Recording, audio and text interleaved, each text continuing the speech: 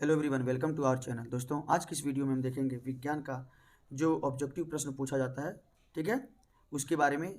तो ये जितने भी प्रश्न हैं वो बायोलॉजी पोर्शन के हैं, ठीक है। तो आइए इन प्रश्नों को देखते हैं कि प्रश्न कैसे पूछता है, ठीक है। देखिए, पहला प्रश्न क्या है, क्लोरोफिल अवशोषित करता है, ठीक है। प्रश्न ऐसा ही पूछेगा कि क्लोरोफिल अवशोषित करता है किसको।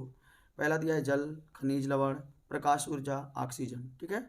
तो आप लोग को सही उत्तर क्या करना है, प्रकाश ऊर्जा को, ठीक है। जो क्लोरोफिल अवशोषित किसको करता है, प्रकाश ऊर्जा को। अब देखिए दूसरा प्रश्न क्या है, स्वपोषी पोषण के लिए आवश्यक क्या है, ठीक है। तो स्वपोषी पोषण में क्या क्या आवश्यक होते हैं उसमें देखिए, पहला क्या दिया है, क्लोरोफिल। दूसरा दिया कार्बन डाइऑक्साइड तथा जल।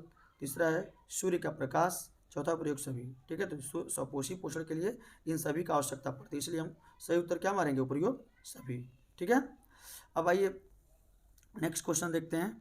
नेक्स्ट क्वेश्चन कह रहा है कि यकृत स्रावित करता है, जो यकृत होता है हम लोग का, वो क्या स्रावित करता है। तो पहला क्या है, लार। दूसरा दिया है मेरा बी, जठर रस। तीसरा दिया है पित्त रस। और चौथा दिया है मेरा डी, अग्नाशयिक रस। तो सही उत्तर क्या हो जाएगा मेरा, पित्त रस हो जाएगा, ठीक है। ये सब सारे काफ़ी इंपॉर्टेंट क्वेश्चन हैं, ठीक है, इसलिए इसको हमने लाया था कि आप लोग इसको देखिए और अच्छे अंक हासिल करिए।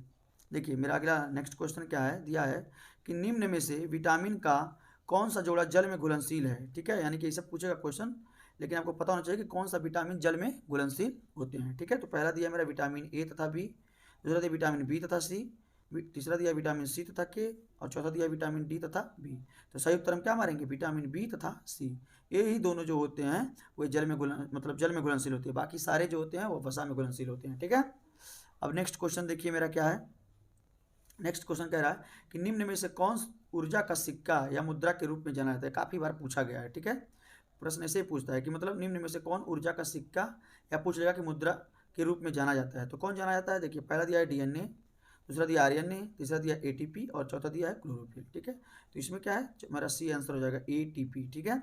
अब देखिए कभी कभी पूछ लेता है कि डीएनए का फुल फॉर्म, तो आप लोग को पता होना चाहिए कि डीएनए का फुल फॉर्म है deoxy ribo nucleic acid.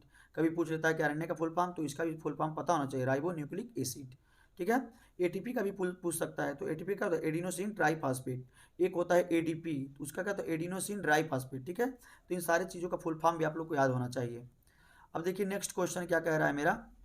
Next कह रहा है कि एक स्वस्थ व्यक्ति में सामान्य रक्तदाब कितना होता है। तो आप लोग को ये भी पता होना चाहिए, ठीक है। इसका सही उत्तर क्या हो जाएगा, 120 से 80 होता है, ठीक है। मैक्सिमम 120 और मिनिमम 80 होना चाहिए, ठीक है, जो रक्तदाब होता है। अब देखिए नेक्स्ट क्वेश्चन क्या कह रहा है कि जो मानव मूत्र का निर्माण किसमें होता है, मतलब वहाँ निर्माण जो होता है मूत्र का वो कहाँ पर होता है।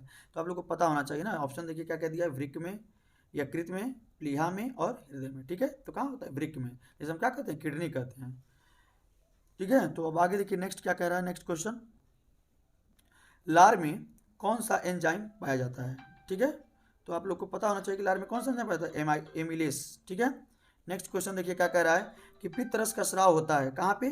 तो देखिए दिया है यकृत में, ठीक है। तो ये था आज का मेरा वीडियो। तो आई होप कि वीडियो आपको अच्छी लगी, तो प्लीज़ आप इस वीडियो को लाइक करिए, मेरे चैनल को सब्सक्राइब करिए और अपने दोस्तों के पास अधिक से अधिक शेयर करिए।